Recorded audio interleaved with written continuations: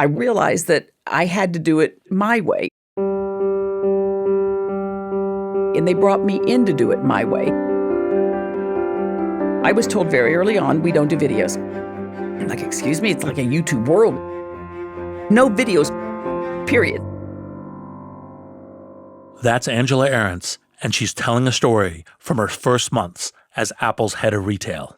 It'd been a couple of months, and somebody came up to me and said, we think you should send an email out to, all 70,000 employees, and if you give it to us by Friday, we'll translate it into 36 I'm like, I picture my 3 teens in these stores, and they don't read email. And no, that's not going to work. I said, I'm going to do a video. We don't do videos. I'm going to do a video. We don't do videos. I said, I'm going to do a video, and I don't want a studio, and I don't want hair and makeup. We have a phone. I'm going to do it like my kids do YouTube videos. Yes. It's going to be 3 thoughts in 3 minutes or less. No editing, nothing. So Angela recorded her first video memo to Apple employees from her desk using an iPhone. I just said, hi. Sorry I haven't reached out before, but we're going to do these videos. I'm going to talk to you once a week, 3 thoughts in 3 minutes or less, because I want you to be aware of what our plan is, where we're going. I want us to connect. I want you to trust me. I just was very open and honest. As Angela was speaking, something happened. 1 minute in, my phone rings. I look down, and it's my baby. It's my daughter. And I said, don't stop. I said, excuse me. I picked it up, and I said, Angelina, Mommy will call you back in 2 minutes. Laid it down and just kept going. And so, of course, they want to edit it. Yes. Apple, it's got to be perfect. Yes. And I said, not in this world. It does not have to be perfect. They have to see that I am authentic. They also have to see that I put my kids first. Yes. And the next day, I must have gotten 500 emails, people thanking me for taking my daughter's call. Angela taking a quick phone call from her daughter, that set the stage for what she really wanted to communicate. I'm not a king or a queen or a dictator. Yes. I'm here to do my life's greatest work. Will you help me? Can we do it together? Angela knew she needed to connect with every employee in every store at a human level in order to transform the business. Even at an iconic company like Apple, the icon alone won't do the work for you. Whether your staff is 70,000 or only 7, a leader has to get everyone pulling in the same direction. That's why I believe it takes more than a logo to rally the troops. You need an elevated mission and everyday human contact to unite a team. You got to have incredible talent at every position. It's like this huge push. There are fires burning when you're going home. Can you believe it? Such an idiot. And then you go back to, this is totally going to be amazing. There are so many easy ways. So what to do? I have no idea what to do. Sorry, we made a mistake. But you have to time it right. Oops. Working at a 3-bedroom apartment. Stuff that just seems absolutely nutballs. 10 years later, I was like, well, that's just how you do it. We haven't made it just how you do it. This is Masters of Scale. I'm Reid Hoffman, co-founder of LinkedIn, partner at Greylock, and your host. And I believe it takes more than a logo to rally the troops. You need an elevated mission and everyday human contact to unite a team. Quick, what do you think of when I say the words red, white, and blue?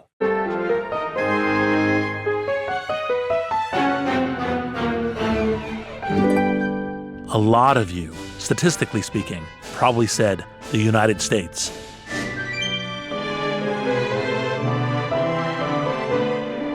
But we have a global audience here at Masters of Scale, and 45% of you may have named the United Kingdom, Australia, the Netherlands, or one of the other 23 countries with red, white, and blue flags. A few of you may have even said Cardiff City Football Club. They're red, white, and blue too. The colors themselves are meaningless without two things: the elevated messaging around what the flag represents and the people who stand beneath it. It's true of countries and companies too, which makes me think of the Apple Store. The walls are glass, of course, so you can see the gleaming products inside. And so you can see the team members dressed in their simple but iconic uniform. A Pacific blue shirt, recently updated from navy blue. Apple Store employee shirts often change with the season, prompting obsessive blog posts and sub-discussions about what the change symbolizes. And once a year, the entire store logo turns red for World AIDS Day. Every time the color changes, it delivers a single elegant message to the team. Something's different today, and we're all in it together. But rallying a team takes more than just a logo or a color. It takes real work, a lot of it, to imbue that color and that logo with meaning. I wanted to speak to Angela Ahrendts about this because few executives have shown a greater talent for uniting global teams. As CEO of the British luxury brand Burberry, she led an astounding turnaround after years of flat sales and brand dilution. Before that, as an executive vice president at Liz Claiborne, she handled dozens of successful acquisitions. But you may know her for her work with a different company. Of course, we're talking about Apple. As head of retail and online sales, Angela reimagined the Apple Store. From its inception, the Apple Store had almost mythic status as a mecca for Apple superfans. But as Apple grew more and more popular, Apple customers had grown too. The challenge: maintain the iconic magic of Apple while managing crowds that now include just as many technological late bloomers as obsessive early adopters. To pull that off would require a new vision for one of the most successful retail operations of all time. But it also required everyday, hands-on coordination among retail teams separated by languages, time zones, and geography. In this special two-part episode, we'll be talking with Angela about what it takes to turn a far-flung team into a mission-driven family. And our story starts in her family's hometown, a town with a population 1/10 the number of daily visitors to a single Apple flagship store. I grew up in a tiny, tiny town, New Palestine, Indiana. One of 6 kids, and I'm in the middle if you can be in the middle of 6. A couple of miles away was the largest orphanage in the state, and the school bus would go by it, and it hurt me, looking out the window at holidays or going to ball games. My imagination would go crazy, and I felt so sad. I had such an amazing, tight-knit, loving family, and I always felt so sorry for all the individuals who had nobody. As Angela watched the orphanage from the window of her school bus, an idea struck her. Her tight-knit family wasn't the norm. It was the exception. And she started to notice all the things her parents did to unite the family. I learned from my parents, celebrate.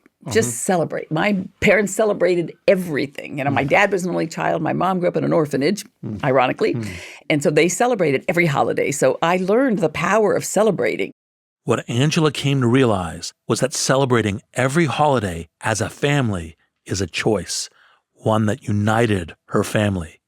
In a family of 8, it's easy to let the little wins get lost in the shuffle. Every birthday party, every special dinner in honor of someone's straight A's, those are deliberate choices that commemorate success and reinforce this is who we are as a family. This is what we value. It's a principle that would stay with Angela. Achievements deserve celebrating. And not just the big ones, but also the little wins along the way. Angela followed her older sister to Ball State University. She was drawn to fashion and thought she'd become a designer until she encountered a teacher who changed the course of her life. Very early on, I had a teacher that told me point blank that I actually wasn't that creative, but I had a very strong opinion on what everybody else was doing. So she said, "We call you a merchant." And that actually was great for me year one because it helped guide me. And it was interesting because merchandising uses my right brain and marketing uses my left brain. But again, I didn't know all of this. I didn't understand who I was. I didn't understand back then that I was half right brain and half left brain. I didn't even know what it meant. This notion of being half left brain and half right brain is something Angela talks about a lot.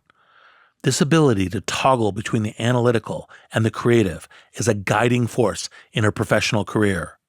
But it took time to balance her logical and intuitive sides into a unified identity as a leader. That would only come after finding a series of role models with very different leadership styles who rallied their teams in different ways. There was Linda Wachner, CEO of the clothing manufacturer Warnaco. She kind of took me under her wings, and at a really, really young age, I'm in big meetings with CEOs, and she was about as left brain. She was a finance wizard, and I really felt like an idiot around her half the time. I would pull all-nighters to prepare for meetings so that I could understand what she was saying and keep up. Then there was Donna Karan. Angela spent half a decade as president of her firm. Donna Karan is the epitome of right brain. We're going to Corso Como, to the fabric shows. With Donna, you had to be on your product and your merchant game. And with Linda, you had to be on your business and strategic game. Each of these strong CEOs taught Angela how to lead with an elevated mission and to know her own strengths. Another leader, Paul Sharon, gave Angela the final piece of her leadership puzzle. Paul was chairman and CEO of the multi-billion-dollar clothing label Liz Claiborne when Angela was executive vice president. I would watch him address huge groups and his charisma, and that was actually almost icing on the cake. More than anyone she'd worked for, Paul had the ability to connect, and not just from the stage. Paul would stop by my office 7, 8 o'clock at night sometimes, and he'd lean in and he'd say, I have no idea what you do, but keep on doing it. It sounds like an offhand comment, but it's stuck in Angela's mind because it captures Paul's gift for connecting human to human. I actually see something else in that story. I see a leader who knows how to appreciate people who are different from him, and this is essential. For example, one thing I've learned about myself as a leader is that my strength is creative problem solving. I'm far less good at making the proverbial trains run on time. So as a leader, the best thing I can do is to elevate someone to leadership who complements my skills with theirs. Angela and Paul made a great team at Liz Claiborne. What we started to do was acquire businesses. So we would buy Juicy Couture and take it from, $50 million and write $1 billion business plan. And I related to those creative founders. The finance guys would look at the numbers, but I believed in their vision and their products and what they were doing. I think Paul and even myself had this natural connection with these creatives. I think it was all of those acquisitions at Liz that really helped that corporation understand the brilliance of a founder, right? So many private equity, so many companies go in and they buy these companies and they think the founders are stupid because they don't talk the same language. They don't understand who they are. My job was to keep those founders in situ and protect them and let them dream and, right? Angela is right, and I want to spend a moment on why. Angela looks at acquisitions as an exercise in team building. Acquisitions aren't always treated this way, but they should be. It's like making a hire. The point of an acquisition is to say, we love what you do. We think it's important. Your mission will add to ours. It's really self-defeating to take on a new team only to tell them, forget what made you special, do it our way. It's on you to see how the acquisition contributes to your elevated mission, and then unite this new team under it. And that turns out to be one of Angela's superpowers. And was there anything in particular you learned about how to do this kind of acquisition well? This might sound odd, but probably the foundation or the basis of any great relationship, be it business or personal, is looking somebody in the eyes and truly hearing them, right? Not thinking of the next question, not truly hearing them, feeling them, like human to human, connecting with them, and building this incredible trust. Angela understood the value in this human-to-human connection and leveraged it to build trust.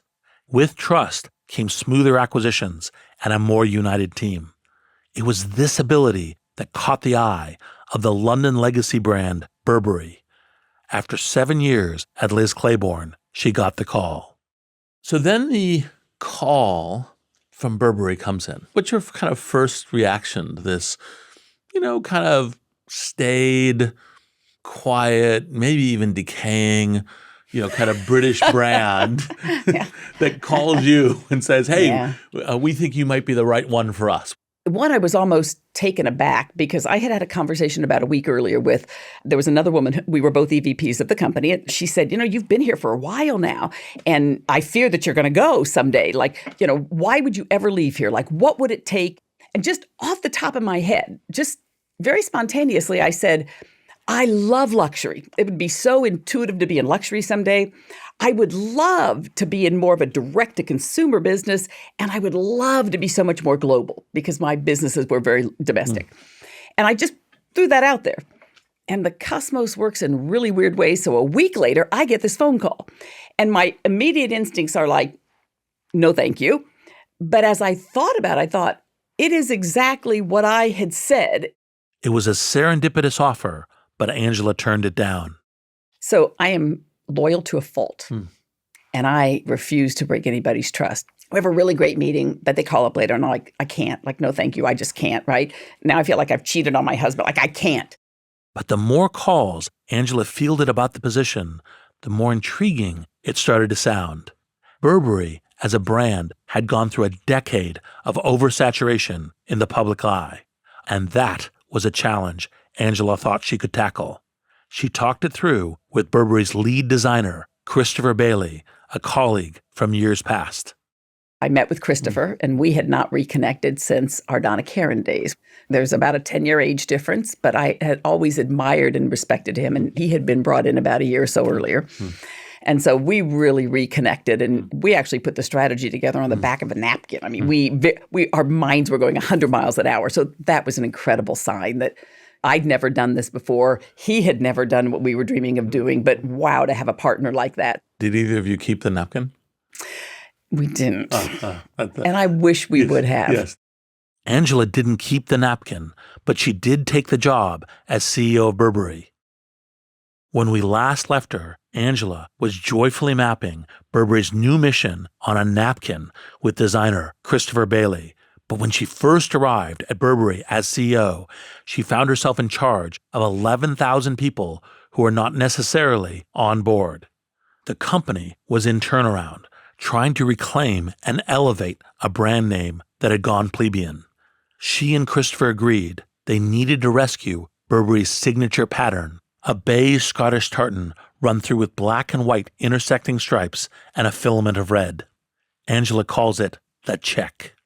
One of the first things we said was the check had been hijacked in England and had almost become ubiquitous. Even for the fashion-challenged among you, it's very probable you've already encountered the Burberry check.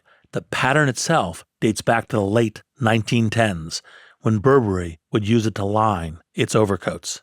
I even recall having one of these coats myself when I was a student at Oxford. But in recent years, it had spread to the masses, not just through counterfeits, but through over-licensing of the pattern. The Burberry check was drifting from the luxury brand's 150-year-old roots.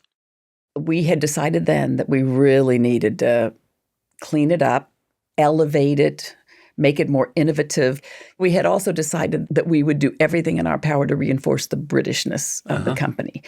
We felt that had been lost as it had gotten global over the years. And we sat there and he was like, British models, British music, the greeter at the store. We decided then on the trench coat, how we were going to just drive that and innovate that.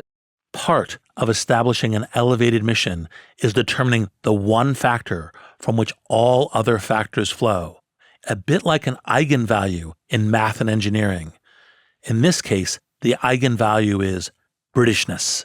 So Angela's job would be to tie every subsequent decision back to this one, from the models to the music playing in their stores.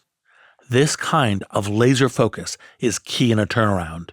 But Angela knew they also needed something aspirational, something that elevates the work of each employee from the transactional to the purposeful. She added a critical new element to Burberry's brand: social impact. But the most important thing we said was, we decided then we were going to create the Burberry Foundation because there was nothing like that. And we said we will have known that we did a really great job if in the future when someone bought check, they knew that it was more important than just what they bought, that it had a deeper meaning.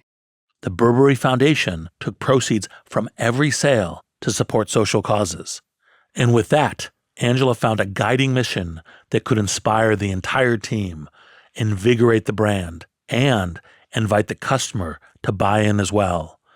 Forget red, white, and blue. Unite under the beige and black. But once again, it's not enough to fly a Burberry tartan flag. You also need human, face-to-face engagement with your team. And if the team-building mantras so far have felt a little warm and fuzzy for your taste, get ready. That's about to change. Because Angela still faced a tricky turnaround. She needed to get every employee on board with a new company vision, and that would take some face-to-face conversations.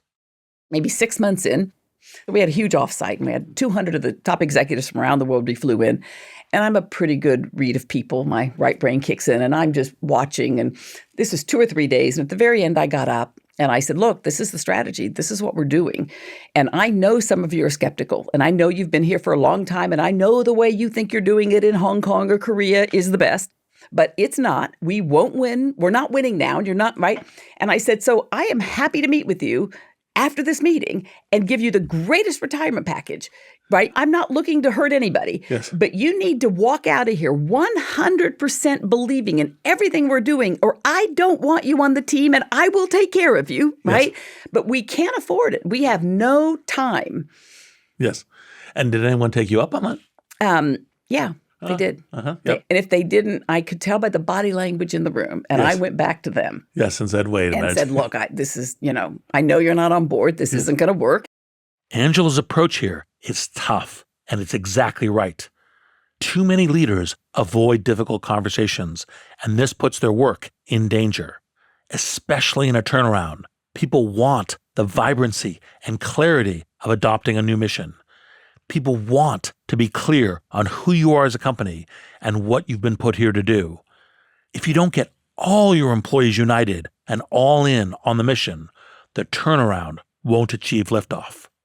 I tell everybody now that when you go into a new and especially a turnaround, you have to have such a clear, bold vision. Yeah, and you can't have, I called it cancer. You cannot have cancer eating away at different parts of the organization. You need everybody. You need that body just, every part of it functioning if you want high performance. And literally 6 months after that meeting, we started comping up double digits from that September onward. And then that gives them more confidence. We talked a lot about quick wins. And yes, exactly. That's a classic turnaround thing is, get some wins as soon as you can so people go, okay, we're on path. This could work. Yeah. Let's dedicate ourselves. Let's really make it happen. We want to be part of the heroes making this work. Quick wins. They're great for morale and great for uniting your team behind the goals that serve the mission. Every employee knows the difference between big, bold ideas and big, fat results. And when Burberry stores started double-digit growth in their same-store sales, they knew that Angela's vision wasn't just talk. Once she got those wins on the board, she did what her parents taught her to do. She celebrated. We had icon awards. We had service awards. And that actually forced Christopher and I around the world for all those different awards where we could get hundreds together and celebrate and photograph and share. Angela shared the story of one particularly memorable awards night. We had a huge theater area at Burberry that we'd created, and we celebrated a lot in there. And one day, Christopher and I had been on stage, and hundreds, standing room only of, and I don't even remember exactly what we were there for, but we were celebrating something, and it went so great. We're high-fiving and hugging, and we go off the stage, and we both go down the side corridor to go into the elevator bank. So he opens the door, and I walk in, and we're in the closet. We are in the closet. And he looks at me and I look at him and it's like, oh my God, now what do we do? Do we actually just stand here for an hour until everybody leaves? So we walked out and we laughed like hell and we, then got into the elevator. I mean, we laughed about that for years. These awards were a big driver of the culture of celebration and unity, especially when the bosses end up making a really human mistake. It's hard to overstate how much more familial a company can seem when hard work, success, and the occasional gaffe are acknowledged on a day-to-day human level. My job, and I have felt this way as I've been put into very responsible leadership positions, is to make sure that it's a family, a community, everybody belongs, everybody is welcome and loved. And I use words a lot of leaders maybe don't use, but I would argue at Burberry, everybody felt loved, 11,000, and that's why we achieved the results that we did. They also celebrated by making quarterly videos honoring departmental achievements, the kind Angela mentioned at the top of the show, the kind she would one day push at Apple. The videos themselves were a project the employees collaborated on together. But as much as making those videos fostered cohesion and a sense of pride, Angela also wanted the footage for another reason. As I would meet with analysts and investors, I'd make them watch the video first because I knew they weren't going out to the stores. Yes. I knew they weren't following all of the other stuff we were doing. All they cared about was the numbers. And it's like, no, I'm here. You're going to watch this video. You're going to feel what we're doing because it is a feeling when you're leading and you're uniting people behind this vision, et cetera. And it gets so lost, I think, sometimes. Yes, it does. And Angela was right to get the analysts and investors, invested in the whole of what Burberry stood for. Angela remembered this when, once again, she was wooed away from the Burberry check to a different iconic logo. So then you get a call from Apple. And that must have been very tricky, even though Apple is obviously, iconic, magical. Yeah. And of course, it always comes from the search firm. And so it's so easy to say no. Yeah. And I said, I'm honored, absolutely honored to be considered, but I have the greatest job in the world. And we just bought our beauty business back. We just told the board, we're going to double the business again in the next 5 years. And I'm on a mission. And we're going to be number one in the luxury sector. So no, thank you. Angela's bid to lead the luxury sector was already well underway. In the 8 years since Angela joined Burberry, the stock price had risen 200%. Revenues and operating income had both doubled. The change was so dramatic, Angela herself became, by some estimations, the highest paid executive in Britain. She turned Apple down the first time. So, of course, then I get the phone call again, and I said, look, it's only been 6 months, and nothing has changed. If I had a senior team, we just could do no wrong. And it's magical. And go back to what I said at the very beginning, I'm loyal to a fault. There is no reason for me to have a conversation. And oh, by the way, I have 2 kids in university in London, right? Yes. And a husband who thinks we're living there the rest of our life. So leave me alone. Yes. Again, lovely meeting with him. Thank you, but no thank you. It was quite easy. It was easy for Angela to say no, even to Apple, until, of course, it wasn't. Why is it when your life is perfect that somebody wants to flip it upside down? Well, because they see that perfect and they go, that's awesome. And then, I don't know, it was like one Christmas or something. And then I get a phone call. So you're going to be back in the States. Would you just have a cup of coffee with Tim? Mm-hmm. I'm like, really? I thought, you don't want to be disrespectful. And you don't want to be arrogant. You don't want to, he's like the biggest CEO in the world. And so I said, fine, I'll have a cup of coffee. What Angela would find in Apple CEO Tim Cook was the exact quality we've been talking about in a leader. Someone with the ability to project a grand vision while making you feel like you're the only person in the room. But as persuasive as Tim Cook was face to face, she turned him down a bunch of times. I told Tim, I said, trust him, I'm not the right person. You don't know me. I'm instinctive. I'm creative. I'm not a store operator. He's so calm. And he said, we run the most productive stores in the world. I think we've got a lot of good operators. And, I said, but I'm not a techie either. I don't code. I know enough questions to ask to be dangerous. And I know enough to get the teams to go where I want them to go. But I'm not, very calmly, we have enough of those. And so only after a while did I realize that it was really leadership that he was looking for, that he wanted the teams to be very united again.